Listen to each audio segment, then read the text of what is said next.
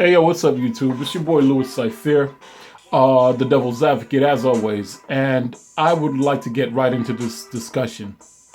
Now, yesterday I saw a video from a black feminist, and she brought up this concept that goes around in black academic circles called the European Standard of Beauty.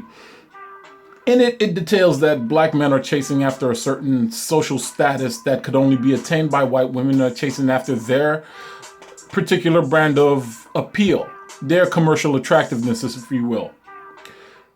The long hair, the hip to waist ratio, the legs, the skin, and the bell pepper nose, and all that. You could look into it. Yeah, there's something to it, but I think what Miss Foxy Jezebel, what she doesn't understand is that there's a certain objective value to masculine identity that progressives would like for you to consider just a social construct. I've defined masculinity as a false projection of strength for the express purposes of attaining social capital, female validation, and to maintain a certain level in the pecking order. Basically, masculinity is the fear of being vulnerable. In defining it in that way, that would make femininity a false sense of frailty, a disingenuous helplessness, a sense of hyper vulnerability that is exclusively allocated towards females. That mentality, that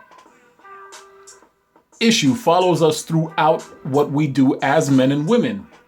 The dichotomy goes, men are strong, women are weak. How does that follow us in, well, dating scene, right? Sorry, ladies, but if the shoe fits, wear it. Men do not like masculine women. See, what we consider masculine is unfortunately women who project a certain level of strength, maybe even confidence. Like, personally, a woman could be fit, but for some reason, I'm not attracted to her if she has big shoulders and that muscle taper that usually that leads to the love muscle. You know, like bodybuilders have it. They got that big old. What I'm saying is, there's a certain level of attractiveness we have for vulnerability in women. To follow that with the objective standards of beauty and how it pertains to white people, white women in particular. This is tacky as fuck, I know, but long hair was identified as a liability for men who engage in combat. So Romans told men to cut off their hair. Because I know if you've seen girls dragged around by their hair, that's just not pretty. Muscular tone, good muscular tone, excellent for combat. A stoic demeanor, excellent for combat. Coincidentally, those are all considered masculine traits. Now, as society progresses, we get more lenient. You'll see men with long hair, but bear in mind, the men with long hair, they usually either are either some kind of commercially attractive themselves, in a sense that I'm so masculine that I could rock this long ass hair. No one's going to touch me. Like professional wrestlers, they got long hair because fuck it, they're muscle bound as fuck. What I'm trying to say is masculinity and the objective value of attractiveness that men reward is based on frailty of the female species.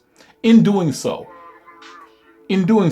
for those who think that white women are the standard of beauty, I would like to say maybe my theory explains why white men in New York City have a proclivity towards Asian women who are even more frail, stereotypically, who are even more docile, gentle, and ethereal almost than white women. As a matter of fact, you work in Manhattan, all you see is interracial couples. That's just the way it is, all right? Women enforce this too. Now, for all you people who think that feminism is for men too, let me just cut the bullshit right now. Women are still going to want men who have agency, men who have strength of character, men who could affect change in their environment, men who have a certain command presence, as we used to say in the military. So, does that negate the European standard of beauty?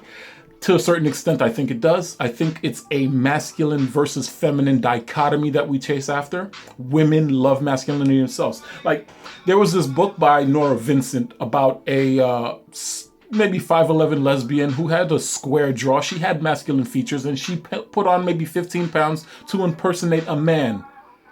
She to impersonate a man for a year and a half, and she ended up in an insane asylum. I guess that male privilege caught up with her. When she went on her date, I read the book in like 2006 or something. I read it like 3 days after it came out. If I can remember correctly, she went out on dates and women were just giving her the cold shoulder. They were cursing her out because she wasn't 200 pounds. In her book, she says there are those women who just love a 200-pound man. Is that a certain ethnic standard of beauty that I should know about? Are we being held to this different standard? Okay? Again, for those African American women who think that black men are just jumping the fence, it's not about hating, it's not about self-hate. The status symbol is that the woman with the longest hair is the most expensive to maintain. The woman with the face that has no marks on it, that has no wrinkles on it, the neoteny of beauty. That means she keeps her cherubic baby face longer than men keep their childlike features. That means that woman is protected. Her status symbol is solidified by the fact that she does not know how, she looks like she doesn't know how to fight. I want you to compare and contrast that with a world star hip hop chick who's beating the fuck out of some McDonald's employee or some shit like that because, well, she's a fucking nasty. I'm sorry. You get my point. The more frail you act as a woman, the more sexually attractive you are to men, to a certain extreme. The more objective standards of beauty you have between breasts and hips and legs and all the things that men are not allowed to have, all the societal implications that we are not to have for ourselves, we want for our women. And we chase after that in women. That is not a European standard. The fair skin could mean something. The fair skin could mean something, but I think fairer skin, whiter skin demonstrates good bone structure better. Maybe that's a theory, but it's not entirely self-hate. I'm a man. I don't like big shoulders. I don't like a truculent attitude in women. I like femininity for my woman.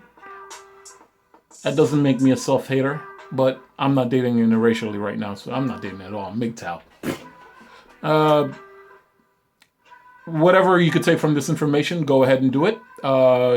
It's a fascinating topic. I wish sisters would not be so hard on themselves, but that's just the way it is. Men are attracted to anti-men, you know?